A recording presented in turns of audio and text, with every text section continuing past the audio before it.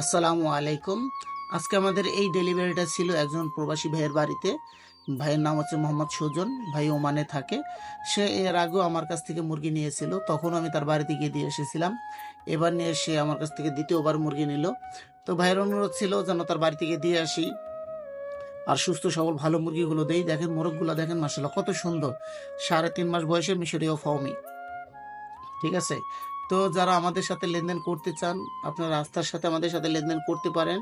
যদি মাদারীপুর জেলার ভিতরে হয় বা শরীয়তপুর জেলার ভিতরে হয়, তাহলে আমি নিজে গিয়ে আপনার বাড়িতে মুরগি দিয়ে আসবো।